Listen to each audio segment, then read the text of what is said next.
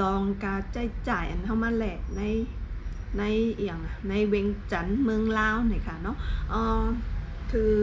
อันเข้ามาเนี่ยเขาก็มาเฮ็ดวีซ่าค่ะเนาะมาเป็นวีซ่ายอก็อันกาจะได้เขาก็จ้างเขาเนาะจ้างเขาก็คือมดยอก็มีตีห้องพักในก็เขาก็จ่ายไปเนาะ2 คืน 3 วัน2 คืน 3 วันเขาก็จ่ายปันยาวก็ตีโรงแรมในก็แต่มีอาหารเจ้าหนึ่งค่ะเนาะปันกินแต่ว่าพอกลางวันเหตุการณ์คำได้เขาตีได้ซื้อกินกล้วยค่ะเนาะอันนี้ก็เขาจ้างเขาหมดค่ะเนาะลมตั้งอันตีเขามาเป็นวีซ่านั่นเนาะมาเป็นวีซ่าตีลาวในก็กาเป็นมัน 12,000นี่ค่ะเนาะ 12,000ในมีห้องพักแล้วก็ห้องตีนอน2 คืนแล้วก็เขามาฮับกว่าส่งจนในก็ห้อมเลยเสียงเอียงแทงค่ะเนาะใน12,000ในก็เขาออกบันหมดค่ะเนาะแล้วก็บอกว่ากากินกลางวันกลางค่ำได้อันได้เข้าติเลยออกกล้วยค่ะเนาะกูก็เลยออกกล้วยซื้อกินกล้วยค่ะเนาะแล้วก็มือว่านในก็อันเท่ากว่าแลวันที่14ในเขาก็ตีอ่อนเท่ากว่าแลอันนี้ก็เท่าไรเหมารถกล้วยในค่ะเนาะอันนี้ป้าใน12,000ค่ะเนาะอันเหมารถกว่าในก็1 กูใน 1,200 ค่ะวะเนาะแต่แดงได้เขาเอา 1,700 ค่ะวะเนาะ1 กูแล้วก็ถา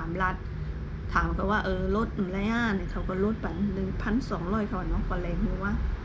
ค่ะแล้วก็มือในก็วันที่15นี่ค่ะเนาะวันที่15เขาก็เต๋มาหาเขากว่าเอาวีซ่าอันเฮาเฮ็ดไว้ค่ะเนาะก็ลายมือในกลางวันค่ะว่ะแต่ว่ากำบ่กลางวันก็เขาก็เต๋มาหาเขากว่าที่สถานทูตไทยที่ลาวในค่ะเนาะกำในเขาก็เต๋มาแฮนด์เซอร์โคเขาแล้วก็ลงกว่าเปิ้ลเขาตั้งไตหมอก10 โมงหรือว่า11 โมงในค่ะเนาะเขาก็เต๋เลยกว่าเปิ้ลเขาไว้ก่อนแล้วก็เขาก็มาหาเขากว่าแล้วก็เขาก็ติกว่าส่งเขาตีด่านเนาะด่านเวียงจันทน์ก็ข้ามกว่าน้องคายนะคะกูก็แล้วก็แล้วก็ติมาลัดเนลองเงินเนาะลองเงินอัน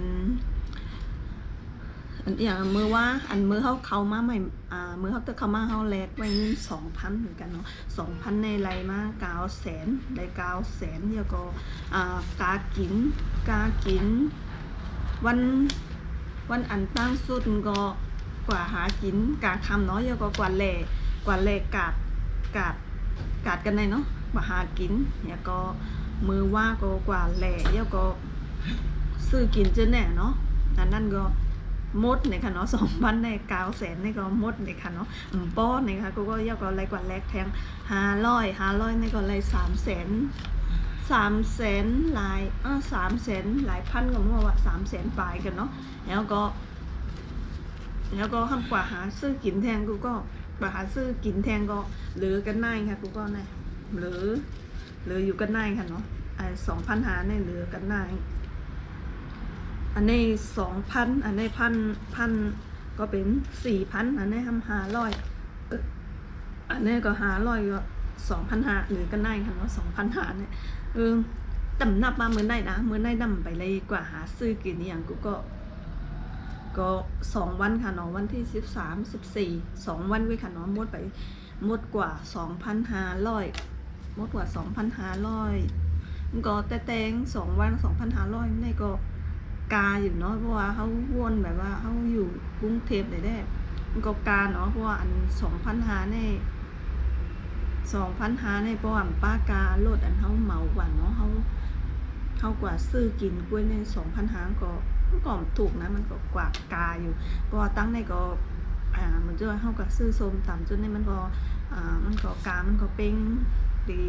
เมืองไทยเนาะ40-50จนในแล้วก็ก๋วยเตี๋ยวจนในก็หวาน50-60จนในเนาะมันก็เป็นกันดังเมืองไทยเนี่ยค่ะเนาะมันก็บอสถูกเหมือนกันเนาะแต่ว่าเซอร์คูเมื่อคำนั้นกว่าแหละด้วยเซอร์คูนี่ได้ถูกนั่นนะโต1 ตัวเสื้อยืด1 ตัว 20,000นี่ก็ 20,000นี่ก็ตก40เงินไทยเนาะอันนั้นเนี่ยถูกข่าวเสือโค้ดได้นะแต่ว่าก็โกนนี่ก็โกนก็100เงินลาวเขาก็มอก 20,000 48,000 กิบ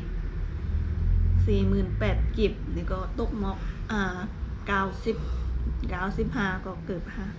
เกือบร้อยเนาะเกือบร้อยอันนั้นก็ร้อยแต่ว่ามันก็ถูกค่ะเนาะซื้อกูใน